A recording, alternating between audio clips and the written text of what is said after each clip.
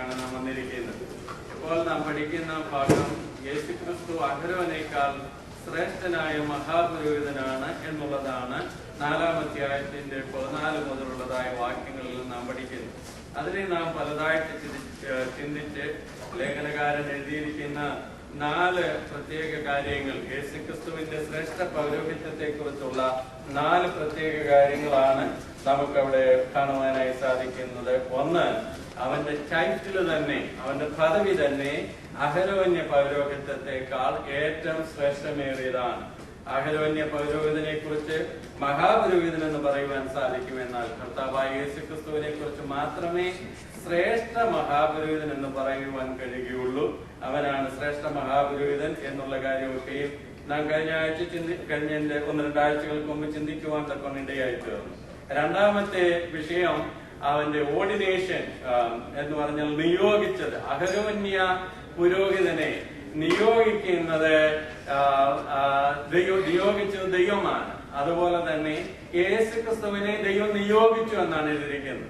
യേശുക്രിസ്തു പുരോഹിതനായി തീർന്നിരിക്കുന്നു. Superior ordination of Jesus Christ than the Old Testament priest. അഹരോന്യ പുരോഹിതനേക്കാൾ ശ്രേഷ്ഠമായ anointing അല്ലെങ്കിൽ നിയോഗം, അപ്പോയിന്റ്മെന്റ് യേശുക്രിസ്തുവിന് ലഭിച്ചതിനെ കുറിച്ച് നമ്മൾ ചിന്തിക്കുവാൻ തക്ക ഇടയായി തീർന്നു. അതിന്റെ ഒടുവിലായി പെട്ടെന്ന് പറഞ്ഞു വന്ന കാര്യം ഞാൻ ഒന്നുകൂടെ ഓർപ്പിക്കാം. 2 കാര്യങ്ങൾ ഈ പശ്ചാത്തലത്തിൽ ലേഖനകാരൻ പറയുന്നുണ്ട്. യേശുക്രിസ്തുവിന്റെ പൗരോഹിത്യം യുണീക്കാണെന്ന്, അതുപോലെ മറ്റൊന്നില്ല എന്നുള്ളത് രേഖപ്പെടുത്തിയിരിക്കുന്ന കാര്യങ്ങളാണ് നമ്മളവിടെ വായിക്കുന്നത്. ഒന്ന്, അവിടെ എഴുതിയിരിക്കുന്നു, നീ എന്നേക്കും പുരോഹിതൻ, ഹൈ പ്രീസ്റ്റ് ഫോർ എവർ, എന്നേക്കും പുരോഹിതൻ. യേശുക്രിസ്തുവിന്റെ പൗരോഹിത്യം എന്നേക്കുമുള്ളതാണ്. നമ്മൾ കഴിഞ്ഞ ആഴ്ച ഞാൻ പെട്ടെന്ന് തന്നെ കഴിഞ്ഞ മുമ്പത്തെ ആഴ്ച അത് ഓടിച്ചെന്ന് പറഞ്ഞു പോവുകയായിരുന്നു. എബ്രായ ലേഖനത്തിലെ ഒരു പ്രധാന പരാമർശനം തന്നെയാണ് യേശുക്രിസ്തുവിന്റെ പൗരോഹിത്യം എന്നേക്കുമുള്ള പൗരോഹിത്യമാണെന്ന്. ഒരു മഹാപുരോഹിതനും, ഇസ്രായേലിലെ ഒരു മഹാപുരോഹിതനും എന്നേക്കും പുരോഹിതനായിട്ട് ഇരുന്നിട്ടില്ല. പുരോഹിതന്മാരെല്ലാം മരിച്ചുപോയി. അഹരോൻ മരിച്ചു. അഹരോൻ മരിച്ചതിന് ശേഷം അഹരോന്റെ മകനായി പുരോഹിതൻ, അതിനുശേഷം അവന്റെ മകനായി, അങ്ങനെ പുരോഹിതന്മാരെല്ലാം മരിച്ചുപോയി. എന്നാൽ കർത്താവായ യേശുക്രിസ്തു എന്നേക്കും പുരോഹിതനാണ്. ഫോർ എവർ, അവൻ എന്നേക്കും പുരോഹിതനായിരിക്കുന്നു. 5-ാം അധ്യായത്തിന്റെ 6-ാം വാക്യം നമ്മൾ നോക്കുക. എബ്രായർ 5:6 അവിടെ എഴുതിയിരിക്കുന്നു, നീ എന്റെ പുത്രൻ, ഇന്ന് ഞാൻ നിന്നെ ജനിപ്പിച്ചിരിക്കുന്നു എന്ന്. 5:6 അങ്ങനെ മറ്റൊരിടത്ത് നീ മൽക്കീസേദെക്കിന്റെ പ്രകാരം എന്നേക്കും ഒരു പുരോഹിതൻ. അവിടെ എന്നേക്കും ഒരു പുരോഹിതൻ എന്നാണ് പറയുന്നത്. നീ 6-ാം അധ്യായത്തിലേക്ക് വരുമ്പോൾ അതിന്റെ 20-ാമത്തെ വാക്യം നോക്കുക.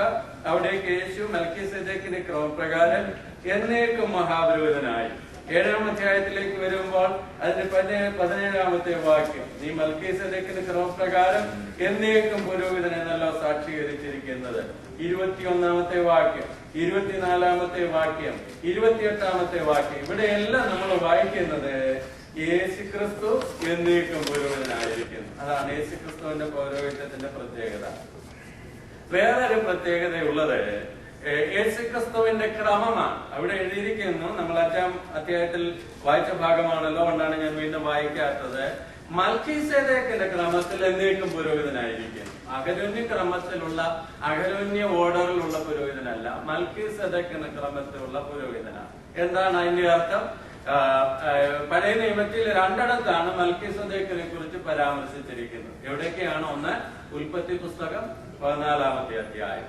ഉൽപ്പത്തി പുസ്തകം 14-ാം അധ്യായത്തിന്റെ 17 മുതൽ 24 വരെയുള്ള വാക്യങ്ങളിൽ പറയുന്നുണ്ട്. അവിടെ പറയുന്നു, ശാലേം രാജാവായ മൽക്കീസേദെക്ക് ദൈവത്തിന്റെ പുരോഹിതനായിരുന്നു. അവൻ അബ്രഹാമിനെ അനുഗ്രഹിക്കാൻ വന്നതിനെ കുറിച്ചാണ് അവിടെ വായിക്കുന്നത്.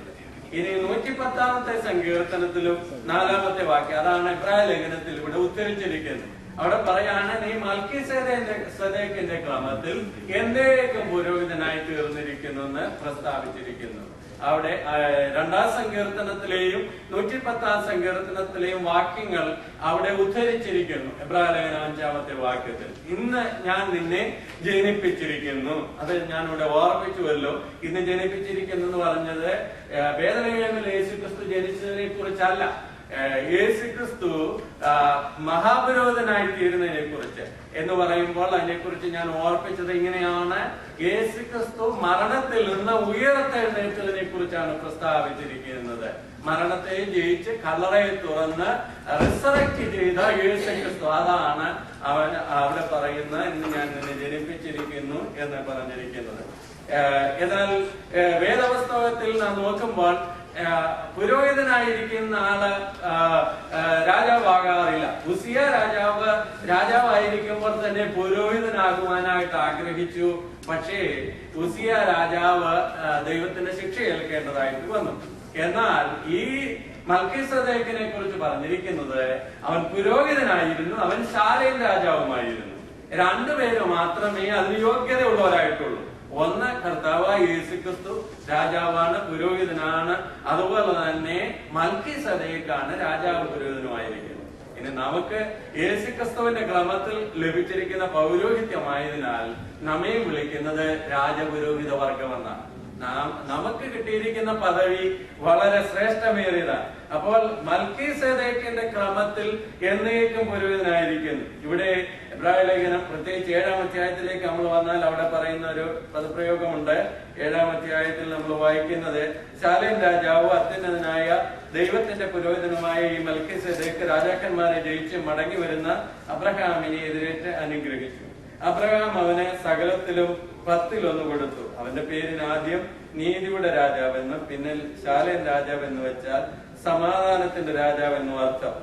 അവന് പിതാവില്ല, മാതാവില്ല, വംശാവലിയില്ല, ജീവാരംഭവും ജീവാവസാനവും ഇല്ല. അവൻ ദൈവപുത്രന്റെ തുല്യനായി എന്നേക്കും പുരോഹിതനായിരിക്കുന്നു. മൽക്കീസദേക്ക് ഒരു റിയൽ മാൻ ആയിരുന്നു.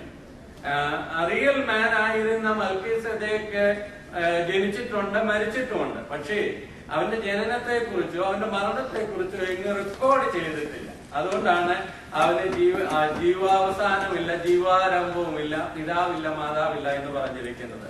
ഇത് യേശുക്രിസ്തുവിന്റെ നിഴലായിട്ടുള്ള ഒരു കാര്യമായതുകൊണ്ടാണ് മൽക്കീസദേക്കിനെ കുറിച്ച് അങ്ങനെ പ്രസ്താവിച്ചിരിക്കുന്നത്. അപ്പോൾ മൽക്കീസദേക്കിന്റെ ക്രമത്തിലാണ് കർത്താവായ യേശുക്രിസ്തു മഹാപുരോഹിതനായി തീർന്നിരിക്കുന്നത്. അവൻ മഹാപുരോഹിതനായി തീർന്നത് കൊണ്ട് ഈ ഭൂമിയിലാണെങ്കിൽ യേശുക്രിസ്തുവിന് പുരോഹിതനാകുവാനായിട്ട് കഴിയുകയില്ല. യേശുക്രിസ്തു മഹാപുരോഹിതനായി തീർന്നത് മരണത്തെ ജയിച്ച് ഉയർത്തെഴുന്നേറ്റ് സ്വർഗത്തിലേക്ക് ആരോഹണം ചെയ്തതുകൊണ്ടാണ്. ഈ ഭൂമിയിൽ യേശുക്രിസ്തു ജനിച്ചത് ദാവീദിന്റെ സന്തതിയായിട്ടാണ്, യഹൂദ ഗോത്രത്തിലാണ്. യഹൂദ ഗോത്രക്കാരന് പുരോഹിതനാകുവാൻ അവകാശമില്ല. ലേവി ഗോത്രക്കാരനാണ് പുരോഹിതനാകുവാൻ അവകാശമുള്ളത്. യേശുക്രിസ്തു ഈ ഭൂമിയിൽ വെച്ചല്ല പുരോഹിതനായത്. യേശുക്രിസ്തു മരണത്തിൽ ഉയർത്തെഴുന്നേറ്റതിന് ശേഷമായി ദൈവത്തിന്റെ വലത്ത് ഭാഗത്തേക്ക് ആരോഹണം ചെയ്ത് നീ എന്റെ വലത്ത് ഭാഗത്തിരിക്ക എന്ന 110-ാം സങ്കീർത്തനത്തിലെ ഉദ്ധരണിയാണ്. വലത്ത് ഭാഗത്തിരുന്ന് എന്ന് പറഞ്ഞാൽ അവനൊരു സിംഹാസനമുണ്ട്, അവൻ രാജാവാണ്. രാജപുരോഹിതനായി തീർന്നിരിക്കുന്ന യേശുക്രിസ്തുവിനെയാണ് നമുക്കിവിടെ കാണുവാനായി സാധിക്കുന്നത്. അതുകൊണ്ട് അഹരോന്റെ ക്രമത്തിലുള്ള പുരോഹിതനല്ല യേശുക്രിസ്തു. ഞാൻ കഴിഞ്ഞ ആഴ്ച ഓർപ്പിച്ചതുപോലെ പട്ടത്തെ സഭകളൊക്കെ പഠിപ്പിക്കുന്നത് പൗരോഹിത്യം അഹരോനിൽ നിന്ന് ഇങ്ങനെ തലമുറയായിട്ട് പാസ് ചെയ്ത് വന്ന് സെക്കരിയ പുരോഹിതനിൽ വന്നു. സെക്കരിയ പുരോഹിതനിൽ നിന്ന് സെക്കരിയാവിന്റെ മകനായി യോഹന്നാന്റെ പൗരോഹിത്യം ലഭിച്ചെന്നാണ് പറയുന്നത്. എന്നാൽ വേദപുസ്തകം പഠിച്ചിരിക്കും നമുക്കറിയാം യോഹന്നാൻ ഒരിക്കലും ഒരു പുരോഹിതനല്ലായിരുന്നു. സ്നാപക യോഹന്നാൻ എവിടെയാണ് ശുശ്രൂഷിച്ചത്? ദേവാലയത്തിലല്ല. യോഹന്നാൻ ശുശ്രൂഷിച്ചത് മരുഭൂമിയിൽ വിളിച്ചു പറയുന്നതിന്റെ വാക്കാണ്. യോഹന്നാനെ നോക്കിയാൽ പുരോഹിതന്റെ ഒരു വസ്ത്രവും ഇല്ല. യോഹന്നാൻ ഒട്ടകരോമം കൊണ്ടുള്ള ഉടുപ്പ് ധരിച്ച് ഒക്കെ ജീവിച്ചിരുന്ന ഒരു അസാധാരണ മനുഷ്യനായിട്ടാണ് കാണുന്നത്. അപ്പോൾ ശുശ്രൂഷ ദേവാലയത്തിലല്ല, വേഷം കണ്ടാൽ ഒരു പുരോഹിതനുമല്ല. യോഹന്നാൻ യേശുവിന് പൗരോഹിത്യം ഒന്നും കൊടുത്തില്ല. അവര് പറയുന്നത് സ്നാനജലത്തെങ്കിൽ വെച്ച് ഇങ്ങനെ യോഹന്നാനിൽ യേശുക്രിസ്തുവിന് കിട്ടിയെന്നാണ്. എന്നാൽ വേദപുസ്തകം അറിയാത്തത് കൊണ്ടാണ് ഇത് പറയുന്നത്. അഹരോന്യ പൗരോഹിത്യത്തിന്റെ പിന്തുടർച്ചയല്ല യേശുക്രിസ്തുവിന്റെ പൗരോഹിത്യം. മൽക്കീസദേക്കിന്റെ ക്രമത്തിൽ അവൻ എന്നേക്കും പുരോഹിതനായി തീർന്നിരിക്കുന്നു. ആക്ച്വലി എബ്രായ ലേഖനത്തിലെ ഒരു വലിയ വിഷയം അതാണ്. അതായത് നമ്മൾ അടുത്തുള്ള അധ്യായങ്ങളൊക്കെ 6-7 അധ്യായങ്ങളിലൊക്കെ അതാണ് ഇനി പഠിക്കാനായിട്ട് പോകുന്നത്. എന്നാൽ ഇവിടെ ഇതിന്റെ ഒരു ഇൻട്രൊഡക്ഷൻ മാത്രമാണ്. യേശുക്രിസ്തു മൽക്കീസദേക്കിന്റെ ക്രമത്തിൽ എന്നേക്കും പുരോഹിതനാണ് എന്നുള്ളത് ഒരു ഇൻട്രൊഡക്ഷൻ ആയിട്ട് പ്രസ്താവിച്ചിരിക്കുകയാണ്. അപ്പോൾ യേശുക്രിസ്തുവിന്റെ പൗരോഹിത്യത്തിന്റെ ശ്രേഷ്ഠതയെ കുറിച്ച് പറഞ്ഞു വരുമ്പോൾ ഒന്ന്, അവന്റെ പേര് കൊണ്ട് തന്നെ, ടൈറ്റിൽ, ആ പദവി തന്നെ, അവൻ ശ്രേഷ്ഠ മഹാപുരോഹിതനാണ്. രണ്ട്, അവന് കിട്ടിയതായ ഓർഡർ അല്ലെങ്കിൽ അവന് കിട്ടിയതായ നിയോഗം അഹരോനെ പോലെ ദൈവം നിയോഗിച്ചതാണ്.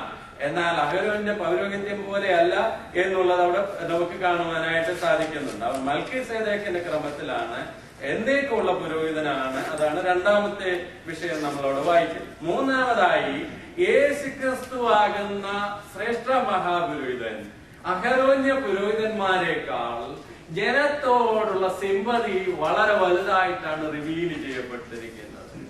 ഒരു അഹരോന്യ പുരോഹിതൻ ശുശ്രൂഷിക്കുമ്പോൾ 5-ന്റെ 2-ാം വാക്യം ഇവിടെ എഴുതിയിരിക്കുന്ന ഇങ്ങനെയാണ്: താനും ബലഹീനത കൊണ്ടവനാകുകയാൽ അറിവില്ലാത്തവരോടും വഴിതെറ്റിപ്പോകുന്നവരോടും സഹതാപം കാണിക്കുവാൻ കഴിയുന്നവൻ.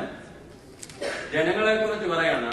ജനങ്ങളുടെ ക്വാളിഫിക്കേഷൻ എന്തൊക്കെയാ പറയുന്നത്? ഇഗ്നോറന്റ് ആണ്, അറിവില്ലാത്തവരാണ്, വേവാർഡാണ്, വഴിതെറ്റിപ്പോകുന്നവരാണ്, റണ്ണിങ് എവേയാണ്. എന്ന് പറഞ്ഞാൽ പുരോഹിതൻ, അഹരോൻ മുതലുള്ള പുരോഹിതന്മാർ ശുശ്രൂഷിക്കുന്ന ജനങ്ങൾ, ഇസ്രായേൽ ജനങ്ങൾ, അവര് അറിവില്ലാത്തവരായി വഴിതെറ്റിപ്പോകുന്നവരായിട്ടുള്ളവരാണ്. അവരോടാണ് പുരോഹിതൻ ശുശ്രൂഷിക്കുന്നത്. അവരോട് സഹതാപം കാണിക്കണമെന്നാണ് ഇവിടെ പ്രസ്താവിച്ചിരിക്കുന്നത്. ഇനിയും അങ്ങനെയുള്ളതായ അഹരോന്യ പുരോഹിതനെ കുറിച്ച് നമ്മൾ വായിക്കുന്നു.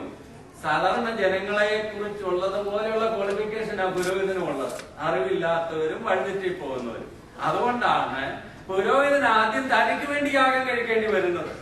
നമ്മൾ പഠിച്ചുകൊണ്ടിരുന്ന ആ മഹാപാപ പരിഹാര ദിവസം ആദ്യം തന്റെ പാപത്തിന് വേണ്ടി ഒരു യാഗം അർപ്പിച്ചതിന് ശേഷമായിട്ട് വളരെ ഭയത്തോടുകൂടെയാണ് ജനത്തിനു വേണ്ടി യാഗം അർപ്പിക്കുന്നത്. അപ്പോൾ ഈ ജനങ്ങളും മഹാപുരോഹിതനുമായിട്ട് ഒരു വ്യത്യാസവും ഇല്ല അഹരോന്യ പൗരോഹിത്യത്തെ സംബന്ധിച്ച്. എന്നാൽ അവരോട് സഹതാപം കാണിക്കാൻ ഈ പുരോഹിതന് വേണ്ട പോലെ കഴിഞ്ഞിട്ടില്ല. നമുക്കറിയാം, പല തെളിവുകളുണ്ട്. സാധാരണഗതിയിൽ പാപം ചെയ്യുന്ന ആളിനോട് ഒരു സിമ്പതി വരാം, അല്ലേ? പക്ഷേ പാപം ചെയ്യുന്ന ആളിന് ഒരു സിമ്പതിയും വരത്തില്ല. കാരണം പാപം അത്രമാത്രം ഭയങ്കരമേറിയതായതുകൊണ്ട്, മോശമായതുകൊണ്ട് പാപം ചെയ്യുന്നവരെല്ലാം സെൽഫിഷ് ആയിരിക്കും. എപ്പോഴും അവരുടെ കാര്യം മാത്രം നോക്കി ജീവിക്കുന്നവരായിരിക്കും. നമുക്കറിയാം ഏലി പുരോഹിതനെ കുറിച്ച്. ഏലി പുരോഹിതൻ ഹന്ന മനം നൊന്ന് കരഞ്ഞു പ്രാർത്ഥിക്കുമ്പോൾ അവളെ കുറിച്ച് പറയുകയാണ്, നീ വീഞ്ഞു കുടിച്ചിരിക്കുകയാണ്, നിന്റെ വീഞ്ഞിറങ്ങട്ടെ എന്ന് പറയുന്ന സഹതാപം തോന്നുവാൻ കഴിയാത്ത ഒരു രീതിയാണ് ആ പൗരോഹിത്യത്തിൽ നമുക്ക് കാണുന്നതിനായി സാധിക്കുന്നത്. ദാവീദ് പാപം ചെയ്തല്ലോ. ദാവീദ് പാപം ചെയ്തു കഴിഞ്ഞപ്പോൾ പ്രവാചകൻ വന്നിട്ട് ഒരു കഥ പോലെ പറഞ്ഞാണ് ദാവീദിനെ അവന്റെ പാപം വെളിപ്പെടുത്തുന്നത്.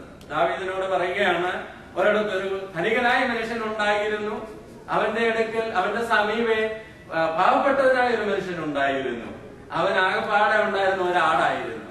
ധനികന്റെ വീട്ടിൽ ഒരാൾ വിരുന്ന് വന്നപ്പോൾ ഈ പാവപ്പെട്ടവന്റെ ഒറ്റയാടിനെ പിടിച്ച് അവന്റെ ഗസ്റ്റിനെ സൽക്കരിച്ചെന്ന് പറഞ്ഞപ്പോൾ ദാവീദും ഈ കൂട്ടത്തിലുള്ള ആളാ, സെയിം ആളല്ലേ. ദാവീദ് ഉടനെ എന്താ പറഞ്ഞെന്നറിയാമോ? അവൻ മരിക്കണം, അവനെ കൊല്ലണം എന്നാണ് പറഞ്ഞത്. അപ്പോൾ പാപിയോട് ഒരു കരുണയും തോന്നത്തില്ല. അവൻ പാപി ആയതുകൊണ്ട് സെൽഫിഷ് ആയിട്ട് മാത്രമേ പാപിക്ക് പെരുമാറാൻ കഴിയുള്ളൂ. എന്നാൽ പാപമില്ലാത്ത ദൈവപുത്രന് മാത്രമേ പാപികളോട് സഹതാപം തോന്നുകയുള്ളൂ. അതാണ് ഇവിടെ കാര്യമായിട്ടുള്ള വാക്യങ്ങൾ നമ്മൾ വായിക്കുന്നത്. 7-8 വാക്യങ്ങളോടെ ചേർത്ത് നാം വായിക്കുമ്പോൾ, ക്രിസ്തു തന്റെ ഐഹിക ജീവകാലത്ത് തന്നെ മരണത്തിൽ നിന്ന് രക്ഷിക്കുവാൻ കഴിയുന്നവനോട് ഉറച്ച നിലവിളിയോടും കണ്ണുനീരോടും കൂടെ അപേക്ഷയും അഭയാചനയും കഴിക്കുകയും ഭയഭക്തി നിമിത്തം ഉത്തരം ലഭിക്കുകയും ചെയ്തു. പുത്രനെങ്കിലും താൻ അനുഭവിച്ച കഷ്ടങ്ങളാൽ അനുസരണം പഠിച്ചു തിരിഞ്ഞവനായി തന്നെ അനുസരിക്കുന്ന ഏവർക്ക് നിത്യരക്ഷയുടെ കാരണഭൂതനായി തീർന്നു. അപ്പോൾ ഇവിടെ പല കാര്യങ്ങൾ നമുക്ക് പഠിക്കാനായിട്ടുണ്ട്. എന്നാൽ പെട്ടെന്ന് ഞാൻ ഓർപ്പിക്കുവാൻ താല്പര്യപ്പെടുന്നത്, ഞാൻ മുമ്പേ ഓർപ്പിച്ചതുപോലെ പാപം ചെയ്യുന്ന നിമിത്തമായി മറ്റുള്ളവരോട് ഒരു സിമ്പതി തോന്നാൻ കഴിയാത്ത സെൽഫിഷ് മനോഭാവമാണ് പാപം മൂലം ഉണ്ടാകുന്നത്. എന്നാൽ നാം ആത്മീയരായി കഴിയുമ്പോൾ, സ്പിരിച്വലായി തീർന്നു കഴിയുമ്പോൾ അതിന് വ്യത്യാസമുണ്ട്. നമുക്ക് പരിചയമുള്ള ഒരു വാക്യമുണ്ടല്ലോ, ഗലാത്യ ലേഖനം 6-ാം അധ്യായം. നമ്മളൊന്ന് എടുത്ത് ഗലാത്യ ലേഖനം 6-ാം അധ്യായത്തിന്റെ 1-2 വാക്യങ്ങളൊന്ന് വായിച്ചാട്ടെ. ഗലാത്യർ 6:1. ഒരു മനുഷ്യൻ വല്ല തെറ്റിലും അകപ്പെട്ടു പോയാൽ ആത്മീയർ, അത് നമ്മളെല്ലാം ആത്മീയരല്ലേ, ആത്മീയരായി നിങ്ങൾ അങ്ങനെയുള്ളവരെ സൗമ്യതയുടെ ആത്മാവിൽ യഥാസ്ഥാനപ്പെടുത്തുകയും. അപ്പോൾ ആത്മീകർക്ക് മാത്രമേ അത് ചെയ്യാൻ കഴിയുള്ളൂ എന്നാണ് അതിന്റെ അർത്ഥം. സ്പിരിച്വൽ പേഴ്സണ്, ഭാവക്ഷമ കിട്ടിയവന്, ദൈവകൃപ അനുഭവിക്കുന്നതിന് മാത്രമേ ഒരുത്തൻ തെറ്റിൽ അകപ്പെട്ടാൽ സൗമ്യതയുടെ ആത്മാവിൽ അവനെ നന്നാക്കണമെന്ന് ചിന്ത തോന്നുന്നു. ഒരാള് തെറ്റിൽ അകപ്പെട്ട് കഴിയുമ്പോൾ അത് ഉടനെ പബ്ലിഷ് ചെയ്ത് അയക്കാവുന്നിടത്തെല്ലാം ഇമെയിൽ അയച്ച്, അയക്കാവുന്നിടത്തെല്ലാം അല്ലാത്ത പത്രം അയച്ച്, അവന്റെ പേരിൽ 10 പേരെ കൊണ്ട് ഒപ്പിടിച്ച് അവനെ എത്രയും വേഗം നരകത്തിൽ വിടാൻ ശ്രമിക്കുന്നത് ആത്മീയത ലക്ഷണമല്ലെന്നാണ് അതിന്റെ അർത്ഥം. അത് ചെയ്യാൻ ആത്മീയം ചെയ്യേണ്ടത് സൗമ്യതയുടെ ആത്മാവിൽ ദൈവകൃപയോടുകൂടി അവനെ എങ്ങനെയെങ്കിലും യഥാസ്ഥാനത്താക്കാൻ നോക്കുക. ഇതാണ് ഒരാത്മീയം ചെയ്യേണ്ടത്. നമ്മുടെ കർത്താവിന്റെ പൗരോഹിത്യത്തിൽ അതാണ് ഇവിടെ കാണുവാനായി സാധിക്കുന്നത്. അജ്ഞരും അല്ലെങ്കിൽ പരിജ്ഞാനം ഇഗ്നോറന്റും വഴിതെറ്റിപ്പോകുന്നവരുമായ ആളുകളോട്, ട്രാക്കിൽ നിന്ന് തെറ്റിപ്പോകുന്ന ആളുകളോട് സഹതാപം തോന്നുന്ന പൗരോഹിത്യം, അത് യേശുക്രിസ്തുവിലാണ് നമുക്ക് കാണുവാനായി സാധിക്കുന്നത്. യേശുക്രിസ്തുവിന്റെ ഇവിടെ പറയുന്നു അനുസരണം പഠിച്ച് തികഞ്ഞവനായി തീർന്നത്. യേശുക്രിസ്തു എന്താ പഠിക്കാനായിട്ടുള്ളത്? എന്തെങ്കിലും അവന് അറിവ് കുറവുണ്ടോ? ഒരറിവ് കുറവില്ല. അവൻ ദൈവത്തോട് കൂടെ ഇരുന്നവനാണ്, ദൈവത്തിന്റെ വലത്ത് ഭാഗത്തിരുന്നവനാണ്. അവനെല്ലാം അറിയാം, ഒന്നും ലേൺ ചെയ്യേണ്ട ആവശ്യമില്ല. പക്ഷേ യേശുക്രിസ്തു സ്വർഗാരോഹണം ചെയ്തതിനു ശേഷമായി, ഉയർത്തെഴുന്നേറ്റ് സ്വർഗാരോഹണം ചെയ്തതിനു ശേഷമായി ചെയ്യാനുള്ള മഹാപൗരോഹിത്യ ശുശ്രൂഷയ്ക്ക് വേണ്ടിയുള്ള പ്രിപ്പറേഷൻ ആയിരുന്നു ഈ ഭൂമിയിലെ തന്റെ ശുശ്രൂഷകൾ, താൻ അനുഭവിച്ച കഷ്ടപ്പാടുകൾ. അതുകൊണ്ടാണ് അനുസരണം പഠിച്ച് തികയുക എന്ന് പറഞ്ഞാൽ അവൻ ദൈവമായതുകൊണ്ടൊന്നും പഠിക്കേണ്ട ആവശ്യമില്ല. പക്ഷേ ഒബീഡിയന്റ് കൊണ്ട്, അനുസരണം കൊണ്ട് അതിന്റെ വില എന്തൊക്കെയാണെന്ന് മനസ്സിലാക്കിയാണ് യേശുക്രിസ്തുവിന്റെ കഷ്ടപ്പാടുകൾ കൊണ്ടുണ്ടായതായ പഠിച്ചു എന്നുള്ളതിന്റെ അർത്ഥം. എന്ന് പറഞ്ഞാൽ അനുസരിക്കുവാൻ, ഒബീഡിയന്റ് ആകുവാനായി വലിയ വില കൊടുക്കേണ്ടതുണ്ട്. What are the things involve in obedience? അതാണ് യേശുക്രിസ്തു പഠിക്കുവാൻ എന്നൊക്കെ ഇടയായി തീർന്നത്. യേശുക്രിസ്തുവിന്റെ ഇവിടെ പറയുന്നതായ മരണത്തിൽ നിന്ന് വിടുവിക്കുവാൻ കഴിയുന്നവൻ എന്ന് എഴുതിയിരിക്കുന്നത് യേശുക്രിസ്തുവിന്റെ അക്ഷരികമായ മരണത്തെ കുറിച്ചല്ല, സ്പിരിച്വൽ ഡെത്തിനെ കുറിച്ചല്ല. ദൈവത്തിന്റെ ദാസനായി ഭൂമിയിൽ ജീവിക്കുന്ന എല്ലാവരുടെയും മരണവും യേശുക്രിസ്തുവിന്റെ മരണവും തമ്മിൽ വ്യത്യാസമുണ്ട്. ഭൂമിയിൽ ജീവിക്കുന്ന ദൈവത്തിന്റെ ദാസന്മാരായുള്ള ആളുകൾ മരിക്കുമ്പോൾ ദൈവ സാന്നിധ്യം അവരോടുകൂടെ ഉണ്ട്, ദൈവത്തിന്റെ പ്രസൻസ് അവരോടുകൂടെ ഉണ്ട്. എന്നാൽ മരണം ആസ്വദിക്കാൻ വന്ന ദൈവപുത്രൻ മരിക്കുമ്പോൾ പിതാവ് അവനെ കൈവിട്ടു. നിത്യത മുതൽ പിതാവിനോടുകൂടെ ഇരുന്ന ദൈവത്തിന്റെ പുത്രനെ പിതാവ് കൈവിട്ടു എന്ന് പറഞ്ഞാൽ separation from the father, that is അത് ഗ്രഹിക്കാൻ കഴിയാത്ത രീതിയിൽ ഭയങ്കരമേറിയതാണ്. അതുകൊണ്ടാണ് അവൻ കണ്ണുനീരോടും ഉറച്ച നിലവിളിയോടും കൂടെ മരണത്തിൽ രക്ഷിക്കുവാൻ കഴിയുന്നവനോട് അപേക്ഷിച്ചു എന്ന് പറഞ്ഞതിന് മറുപടി കിട്ടിയെന്ന് എഴുതിയിരിക്കുന്നു. മറുപടി എന്താണെന്ന് അറിയാമോ? നീ മനുഷ്യവർഗത്തിന് വേണ്ടി മരിച്ചാലും നീ ഉയർത്തെഴുന്നേൽക്കും, നീ എന്റെ പുത്രൻ, ഇന്ന് ഞാൻ നിന്നെ ജനിപ്പിച്ചിരിക്കുന്നു എന്ന് പറഞ്ഞാൽ പിതാവായ ദൈവം കൊടുത്ത പ്രോമിസ് ആണ്. നീ മനുഷ്യവർഗത്തിന് വേണ്ടി വേദനയോട് മരിക്കുന്നു, എന്നാൽ നിന്നെ ഞാൻ ഉയർപ്പിക്കും, നീ എന്നോടുകൂടി ഇരിക്കുമെന്ന്. അതാണ് അവിടെ നിന്ന് തനിക്ക് മറുപടി കിട്ടിയെന്ന് പറയുന്നതിന്റെ അർത്ഥം. അതാണ് ഇവിടെ നമുക്കറിയാവുന്ന ഒരു കാര്യം. യേശുക്രിസ്തു ഈ ഭൂമിയിൽ വന്നപ്പോൾ അവൻ വളരുന്നതിന്റെ വേദന, അവനൊരു ബാലകനായി, അവനൊരു കുഞ്ഞായി ജനിച്ച് ബാലകനായി വളർന്ന് ഒക്കെ ജീവിച്ചത് മച്യൂരിറ്റി പ്രാപിക്കുന്നതിന്റെ ടെൻഷനും എല്ലാം അറിയാം. ഒരു കൊച്ചു കുഞ്ഞ് കടന്നു പോകുന്നത് എന്താണെന്ന് കർത്താവിന് അറിയാം. ഒരു ടീനേജർ കടന്നു പോകുന്നത് എന്താണെന്ന് കർത്താവിന് അറിയാം. വിശക്കുക എന്ന് പറഞ്ഞാൽ എന്താണെന്ന് കർത്താവിന് അറിയാം. ദാഹിക്കുക എന്ന് പറഞ്ഞാൽ എന്താണെന്ന് അറിയാം. കാരണം അവൻ വിശപ്പുള്ളവനായി ദാഹമുള്ളവനായി ഭൂമിയിൽ ജീവിച്ചവനാണ്. പണ്ട് സമയത്ത് ഞാൻ തന്നെ ഇവിടെ പറഞ്ഞിട്ടുണ്ട്. ഒരു സാധാരണ ഇങ്ങനെ ഒരു ഉദാഹരണമുണ്ട്. ഒരു ധനികയായ ഒരു സ്ത്രീയുടെ വീട്ടിൽ ഭിക്ഷക്കാര് വന്നു. അമ്മ കഞ്ഞി കുടിച്ചിട്ട് 2 ദിവസമായി എന്ന് പറഞ്ഞു. ഉടനെ വീട്ടുനായിക പറഞ്ഞു, വേലക്കാരി വിളിച്ചിട്ട് പറഞ്ഞു, എടി ആ ഉപ്പുമാ ഭരണിയിൽ നിന്ന് അവർക്ക് 2 മാങ്ങ എടുത്തു കൊടുക്കാൻ പറഞ്ഞു. ഇവര് മാങ്ങ കിട്ടിയപ്പോ ചോദിച്ചു, അമ്മ കഞ്ഞി കുടിച്ചിട്ട് 2 ദിവസമായി. കുഞ്ഞെ, ഇവിടെ കഞ്ഞി കുടിക്കാതിരിക്കുന്നത് കൂട്ടാനില്ലാത്തതുകൊണ്ടാണ്. അതുകൊണ്ട് നിനക്ക് 2 മാങ്ങ തന്നാൽ, ഉപ്പുമാങ്ങ തന്നാൽ നീ കഞ്ഞി കുടിച്ചോളൂ എന്ന് വിചാരിച്ചാണ് മാങ്ങ തന്നെന്ന് പറഞ്ഞു. എന്ന് പറഞ്ഞാൽ വിശപ്പറിയാത്തവർക്ക്, കഞ്ഞി വെക്കാനില്ലാത്തവർക്ക് അത് മനസ്സിലാക്കാൻ വിഷമമാണ്. എന്നാൽ എല്ലാ വേദനയും സഹിച്ച, എല്ലാ പങ്കപ്പാടുകളും സഹിച്ച ദൈവപുത്രനാണ് നമുക്ക് വേണ്ടിയുള്ള മഹാപുരോഹിതൻ. അവൻ നമ്മുടെ ബലഹീനതകളിൽ സഹതാപം കാണിക്കുവാൻ കഴിയുന്നവനാണ്. യേശുക്രിസ്തുവിന്റെ മരണം എത്ര ഭയങ്കരമേറിയതായിരുന്നു. നാം കൊരിന്ത്യ ലേഖനത്തിലും പത്രോസിന്റെ ലേഖനത്തിലും നമ്മൾ വായിക്കുന്ന ഭാഗം ഇതാണ്. പാപം അറിയാത്തവനെ അവനിൽ ദൈവത്തിന്റെ നീതിയാകേണ്ടതിന് അവൻ നമുക്ക് വേണ്ടി പാപമാക്കി. നമ്മളിവിടെ ആദ്യം പാടിയ പാട്ടിൽ അവിടെ മൽക്കിസദേക്കിന്റെ ക്രമത്തിൽ നിന്ന് പാടിയത് ഇതിനോടുള്ള ബന്ധത്തിലാണ്. അതിന്റെ ഒരടി ഇങ്ങനെയാണ്, ദൈവമേ ദൈവമേ നീ എന്നെ കൈവിട്ടത് എന്താണെന്ന് അലറിക്കരയുവാൻ ഇടയായത് എന്തെന്നറിഞ്ഞു നമുക്ക് അവനെ സ്തുതിക്കാം. പിതാവിനാൽ കൈവിടപ്പെട്ടത് ദൈവത്തിന് നമ്മളോടുള്ള സ്നേഹത്തിന്റെ ആധിക്യമാണ്. ആ വലിയ കരുണയുടെ ബഹുത്വമാണ്. ഇന്ന് പൽക്കാലം അതാണ് നമുക്ക് ഓർക്കാനുള്ളത്. ദൈവത്തിന്റെ ആ വലിയ കൃപയെ നമുക്ക് ഓർക്കാം. നമുക്ക് സാധാരണയായി നമ്മൾ പാടുന്ന ക്രൂശന്മേ എന്നുള്ള പാട്ടിന്റെ അടികളെല്ലാം നമ്മൾ കർത്തൃമേശയ്ക്ക് പാടാറില്ല. അതിന്റെ പല അടികൾ വളരെ ചിന്തനീയമാണ്. അവിടെ എഴുതിയിരിക്കുന്നു, ശത്രുത്വം വർദ്ധിച്ചാൽ പീഡകൾ വരുമ്പോൾ ക്രൂശന്മേൽ കാണുന്ന സ്നേഹത്തെ ഓർക്കുന്ന, എല്ലാവരാലും കൈവിടപ്പെടുമ്പോഴും എല്ലാ വേദനയും അറിയുന്ന ഒരു ദൈവമാണ് നമ്മുടെ ദൈവം.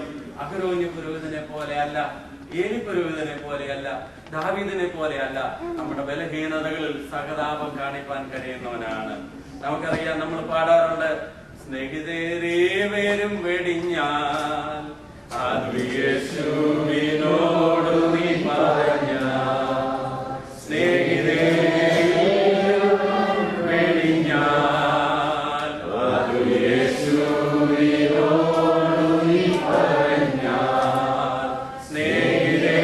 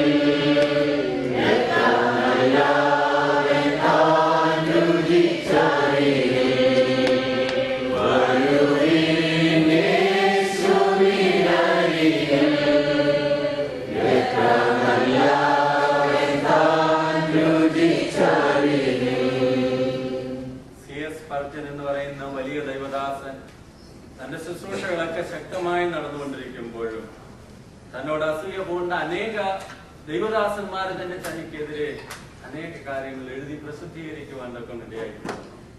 ചില സമയത്തൊക്കെ തനിക്ക് വളരെ ഡിസ്കറേജ് ഉണ്ടായിട്ടുണ്ട്. എന്നാൽ ഒരു ദിവസം താൻ ദൈവസേനയിൽ ചെന്നിരുന്നുകൊണ്ട് പ്രാർത്ഥിച്ചു, യേശുവേ ദൈവപുത്ര, മനുഷ്യരുടെ സകല നിന്ദകളും ഏറ്റത് നീ നിനക്ക് വേണ്ടിയായിരുന്നില്ല, എനിക്ക് വേണ്ടിയായിരുന്നു. ഒരു പാപവും ചെയ്യാത്തവനെ ഇത്രമാത്രം പറഞ്ഞുവെങ്കിൽ എന്നെ കുറിച്ച് ആളുകൾ പറയുന്നതിൽ ഞാൻ സന്തോഷിക്കുന്നു. ഞാൻ എന്റെ കാര്യങ്ങൾ നിന്റെ പാദപീഠത്തെങ്കിൽ ഏൽപ്പിക്കുന്നു. അന്ന് മുതൽ ആളുകൾ എന്തെഴുതിയാലും എന്തു പറഞ്ഞാലും പിന്നെ തനിക്കൊരു പേടനായി തോന്നിയിട്ടില്ല. ഇന്ന് പൽക്കാലം നമ്മുടെ കണ്ണുകളെ അടയ്ക്കുക. ഇവിടെ നാം വന്നിരിക്കുന്നു. നമ്മുടെ ഭാരങ്ങളും സങ്കടങ്ങളും വിഷമങ്ങളും പലപ്പോഴും മറ്റുള്ളവരോട് നമ്മൾ ഷെയർ ചെയ്യാറില്ല. ഷെയർ ചെയ്താൽ തന്നെ ആളുകൾ ശരിയായ രീതിയിൽ അത് കാണാറുമില്ല. എന്നാൽ നമുക്ക് വേണ്ടി ഒരു മഹാപുരോഹിതൻ എന്നേക്കും ജീവിക്കുന്നവനായിട്ടുണ്ട്. നമ്മോട് സഹതാപം തോന്നുന്നവനാണ്. അവന് രോഗമറിയാം, വേദന അറിയാം, സങ്കടം അറിയാം, ഒറ്റപ്പെടുത്തലുകൾ അവനറിയാം, നഷ്ടങ്ങളും കഷ്ടങ്ങളും അവനറിയാം. എല്ലാം സഹിച്ചവൻ, പാപമൊഴികെ സർവത്തിലും നമുക്ക് തുല്യമായി എല്ലാം സഹിച്ച ദൈവത്തിന്റെ പുത്രൻ നമ്മളോട് സഹതാപം തോന്നുന്നവനാണ്.